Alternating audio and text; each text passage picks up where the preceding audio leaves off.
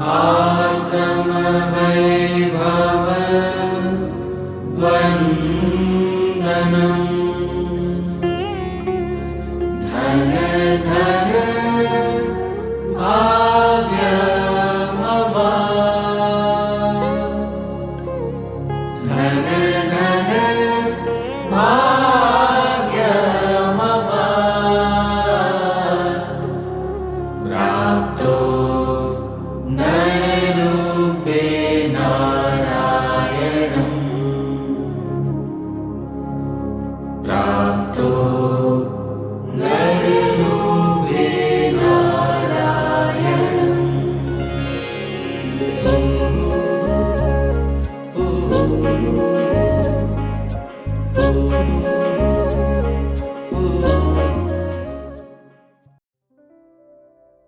આપણે પાસે હોઈએ કે દૂર હોઈએ, પૂજ્ય પપ્પાજી સાથેનો કોન્ટેક્ટ અખંડ રહે તે માટે પૂજ્ય શ્રી પપ્પાજી આપણને પત્રથી બળ આપતા અને પ્રેરણા આપતા.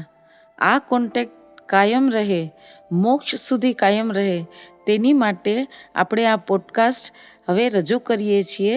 પૂજ્ય પપ્પાજીનું આ પોડકાસ્ટ આપણે 3 ભાગમાં ડિવાઈડ કરીએ છીએ, જેમાં પાર્ટ 1માં મુમુક્ષુએ પરમ પૂજ્ય પપ્પાજી ઉપર લખેલા પત્ર આવશે. પાર્ટ 2માં પૂજ્ય શ્રી પપ્પાજીએ લખેલો જવાબ અને પાર્ટ 3માં મારું ટેક અવે, જેમાં મને શું પરિણામ મળ્યું અને મારે શું ભાવ થયા તે આવશે. મારું નામ પારુલ ગાંધી છે અને હું કોલકાતાથી છું. હવે આપણે સૌથી પહેલો પાર્ટ લેશું, જેમાં મેં પરમ પૂજ્ય પપ્પાજીને પત્ર લખ્યો હતો તે હું વાંચું છું. 6/3/2000 સોમવાર. પરમ ઉપકારી વંદનીય પૂજ્ય શ્રી પપ્પાજીના ચરણોમાં મારા અતિશય ભક્તિપૂર્વકના વંદન નમસ્કાર. હમણાં ઘણા વખતથી પત્ર લખવાનો વિચાર કરું છું, પણ લખાતો નથી. પણ હવે તમે અહીં આવો અને પ્રત્યક્ષ દશાને વધારી આપો એવું રહે છે. આજે નીલમ માસીની ઘરે અમે લોકોએ તમારી પત્ર નંબર 126, 27, 29 અને 30ની કેસેટો સાંભળી. ઘણે જ આનંદ આવ્યો. પપ્પાજી અખંડપણે મારી દ્રષ્ટિ મારા પ્રત્યે જ સ્થિર રહે, બીજા કોઈ પ્રત્યે જાય જ નહીં એવું માંગુ છું. કોઈ પ્રત્યે રાગ દ્વેષ કરવા જ નથી એવો દ્રઢ નિશ્ચય અંતરમાં ચાલ્યા કરે છે, છતાં પણ ક્યારેક ક્યારેક થઈ જ જાય છે. ક્રોધ, માન, માયા, લોભ, કપટ, ઈર્ષ્યા પૂર્વના ભાવ આરાધેલા હશે એટલે આવીને ઊભા રહી જ જાય છે. મને જણાય છે ભાવ સ્પષ્ટ રીતે અને થાય તેટલું બળ તમારી પાસેથી મેળવીને કાપવાનો પુરુષાર્થ શ્રી ગુરુ આજ્ઞાએ કર્યા જ કરું છું. જેટલું થાય છે તે આપની પ્રત્યક્ષ કૃપા જ છે. આગળ વધારો, ભક્તિ આપો અને તમે અહીં આવો ત્યાં સુધી પાત્રતા આપો. જેમ તમે કહ્યું છે એ જ પ્રમાણે ધ્યાન સ્વાધ્યાય કરું છું. ઘણો જ આનંદ અને શાંતિ લાગે છે, સ્થિરતા પણ રહે છે. એ કર્યા પછી રોજિંદા કામોમાં પણ પરિણામોમાં સ્થિરતાનું ચેકિંગ કરું છું. કેટલું બરાબર થાય છે તે તો તમે જ જાણો છો. પરમ કૃપા કરીને પુરુષાર્થ વિશે જણાવશો જી. એપ્રિલમાં પ્લીઝ પપ્પાજી આવો તો બહુ જ સારું થાય. અવારનવાર મીતાબેન, વર્ષા અને પારુલબેન મહેતા અને પરિતાબેન સાથે સત્સંગનો ચાન્સ મળે છે. મમ્મી બોમ્બેથી આવ્યા ત્યારે ત્યાંની સત્સંગની વાતો કરી. ત્યાંના સત્સંગીઓ ઘણા જ ભાગ્યશાળી છે કે જેમને વારે વારે સત્સંગ મળી રહે છે. તેમની ભક્તિને મારા વંદન હોજો. જેમ જેમ માર્ગની સમજણ આવે છે તેમ તેમ એટલું જ મને સમજાય છે કે ભવ પરિભ્રમણ કાપવા માટે આજ્ઞા આરાધન જેવો સીધો, ટૂંકો અને સરળ ઉપાય બીજો નથી, નહીં જ હોય. બાકી તો જે આપના જ્ઞાનમાં હોય તે સાચું. મારી પાસે હજી ઉત્કૃષ્ટ ભક્તિપૂર્વક આજ્ઞા પડાવી અને આગળ વધારો. બસ એ જ આપની પ્રસન્નતાને ઈચ્છનારી આપનું બાળ પારુલના જય સદ્ગુરુ વંદન સ્વીકારશોજી. મમ્મી અને હેમાના જય સદગુરુ વંદન સ્વીકારશુંજી. હવે આપણે પાર્ટ 2 લેશું, જેમાં પૂજ્યશ્રીનો જવાબ. 19/3/2000. ઓમ સહજાત્મ સ્વરૂપ પરમ ગુરુ. આત્મપ્રિય પારુલ, તારો 6/3/2000નો પત્ર મળ્યો. તે પહેલાં ઘણા પત્રો મળેલ છે. જે પત્ર હાથ વગો થયો તેનો જવાબ આપું છું. તારીખ 18ના કલકત્તા આવું છું. અત્યારે તો 4 જણ છીએ અને નીલમબેનને ત્યાં હશું. કશાયો ચાલ્યા કરે છે, અવારનવાર હાજર થઈ જાય છે.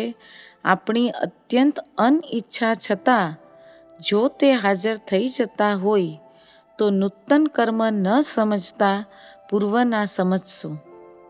અને જેટલા પ્રમાણમાં સમતા ભાવો રહે તેટલા પ્રમાણમાં કર્મ મંદતર અને ક્ષય થાય છે. પાત્રતા તો પ્રાપ્ત જ છે અને જે મળેલ છે તેને વિશુદ્ધ કરતા રહેવાનું છે. પાત્રતાને વધારે ખીલવવાની છે, જે હવે આત્મસમજણ પછી પોતાની મેળે થતી જ હોય છે. મુંબઈ આવીએ ત્યારે ખાસ લોકોને વિચારીને પરમાર્થના પ્રશ્નો જાહેરમાં પૂછે તેમ જણાવશો. આજ્ઞા શબ્દ સદ્ગુરુ સત્પુરુષ શબ્દ સમજાયા પછી, અનુભવાયા પછી જ સમજાય છે. આજે દરેક ભવિજન કોઈને કોઈ સદ્ગુરુની આજ્ઞાએ જ વર્તે છે, છતાં કલ્યાણ કારણ થતું નથી. બરાબર ને? અને આજ્ઞાનું ઇમ્પોર્ટન્સ ઇઝ ઇક્વલ ટુ તનથી પ્લસ મનથી પ્લસ ધનથી. વધારે વેદાય ત્યારે જ કામ લાગે. ત્યાં સર્વેને મારી યાદી, મમ્મી, પપ્પા, નિલેશ, હેમા તથા તે પણને જ. એ જ પરમ સ્નેહે. હવે આપણે મારું ટેક અવે લેશું, જે પાર્ટ નંબર 3 છે. પૂજ્ય પપ્પાજીના અક્ષરદેહના દર્શનથી જ આપણે તો ખૂબ ખુશ થઈ જઈએ. અમે કલકત્તામાં હતા તો એટલું બધું મળવું ઇઝી ન હતું, એટલે આપણે એકદમ આવી રીતે રાહ જ જોવી પડતી.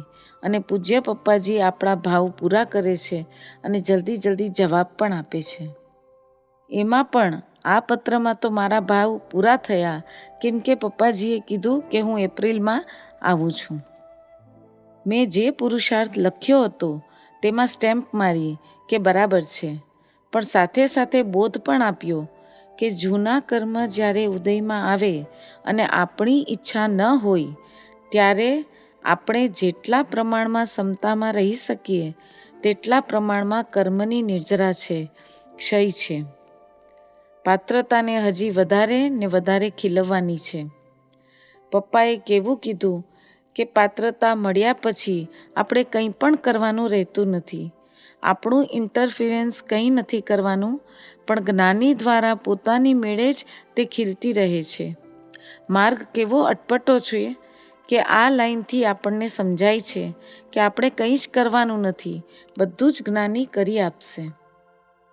આજ્ઞા એટલે શું તે પણ સમજાવ્યું કે આટલું આજ્ઞા શબ્દનું મહત્ત્વ સત્પુરુષ સદ્ગુરુને ઓળખ્યા પછી જ સમજાય છે.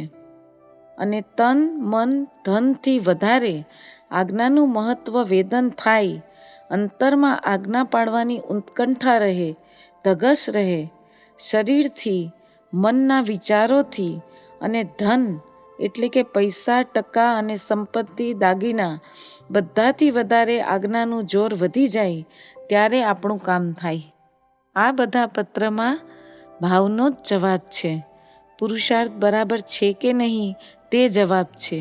અને પછી નવો પુરુષાર્થ કેવી રીતે કરવો તેની આજ્ઞા અને નવો બોધ પણ છે. જેમ પપ્પાજી કહે છે કે જ્ઞાનીના એક વચનમાં, એક શબ્દમાં અનંત આગમ રહેલા છે, તેમ પૂજ્ય પપ્પાજીના એક લેટરના વચનોમાં ખૂબ રહસ્યપૂર્ણ બળ રહેલું છે, જેમાંથી આપણે કલ્યાણ તરફ આગળ વધી શકીએ છીએ. આટલું બધું કલ્યાણ પરમ પૂજ્ય પપ્પાજી જેવા ઉત્કૃષ્ટ દશાવાળા જ આપણું કરી શકે, કેમ કે આટલે દૂર રહીને જીવના કેવા ભાવ ચાલે છે, કેવા વિચાર ચાલે છે, કેવી દશા ચાલે છે, એ બધું ત્યાં બેસીને જોતા હોય, એમના જ્ઞાનમાં બધું આવી જ જતું હોય, તો જ આટલું બધું કન્ફર્મેશન તે આપી શકતા હોય. માટે એમની આવી ઉત્કૃષ્ટ દશાને આપણા ખૂબ ખૂબ ભાવપૂર્વકના વંદન હોજો. થેન્ક યુ પપ્પાજી, થેન્ક યુ વેરી મચ. જય સદગુરુ વંદન. પ્રેમથી ભજીએ, હૃદયથી સમજીએ, કરીએ તેની ઓળખાણ.